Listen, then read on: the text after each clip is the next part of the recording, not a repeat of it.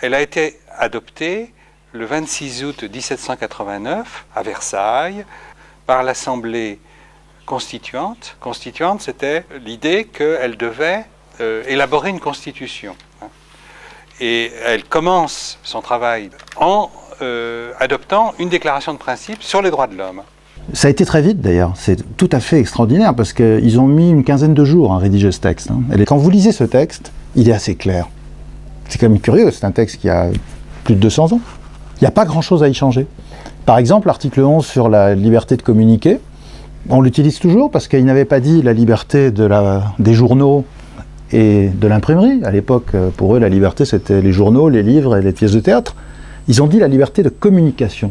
Et donc ça marche aussi bien pour le cinéma, pour Internet, pour la télévision. Donc c'est un texte qui a été remarquablement bien écrit et qui reste encore très utilisable. Il y avait deux points de vue dans cette commission qui a écrit la déclaration.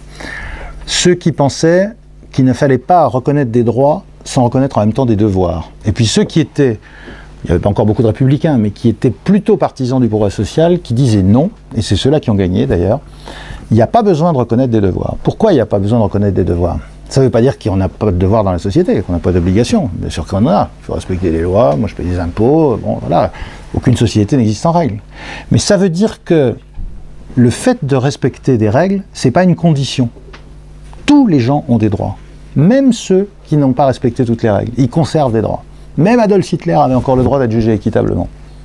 La déclaration de 89 est une déclaration effectivement qui veut rompre avec des pratiques de l'Ancien Régime, notamment avec l'internement arbitraire, sans qu'un juge dise à quelqu'un qui est accusé de quelque chose pourquoi on l'arrête et qu'est-ce qu'on lui reproche en quelque sorte.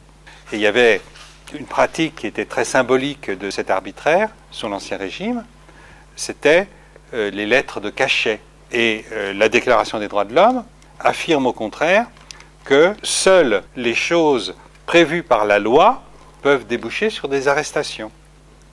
Pour la première fois, l'idée c'est que les personnes ne sont pas d'abord des sujets, comme on disait sous l'Ancien Régime, c'est-à-dire d'abord des gens qui devaient obéir au roi. Et donc pour la première fois on dit non, les gens ne sont pas d'abord des sujets, ce sont d'abord des citoyens, c'est-à-dire de personnes qui sont libres et qui peuvent librement définir dans quelle société ils veulent vivre.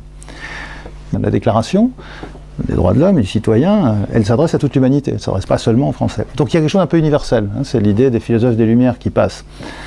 Et dans cette idée, c'est d'ailleurs ce que vous avez derrière moi, c'est l'article 1er, il y a l'idée que tous les êtres humains sont égaux en droit. Et donc il y a l'idée des droits universels, c'est ça qui est vraiment révolutionnaire. Parce que ça veut dire que où qu'on soit, on peut réclamer cette égalité. Et les hommes de 1789 n'ont pas été jusqu'au bout de leurs convictions. Parce que comme vous le savez, par exemple, ils ont refusé la citoyenneté aux femmes. Les femmes n'avaient pas le droit de vote, alors qu'elles avaient pris part à la Révolution. Ils l'ont même à un moment refusé aux pauvres. Vous avez dû entendre parler du suffrage censitaire. Il a fallu attendre 1848 pour qu'un homme pauvre ait le même droit de vote qu'un homme riche. Et pour les femmes, il a fallu attendre jusqu'en 1945, ce qui est encore plus incroyable.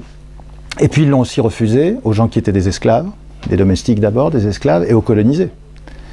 Mais dans les trois cas, les pauvres jusqu'en 1848, les femmes jusqu'en 1945, et les peuples colonisés ont pu dire à ceux qui les opprimaient « vous trahissez vos propres principes ».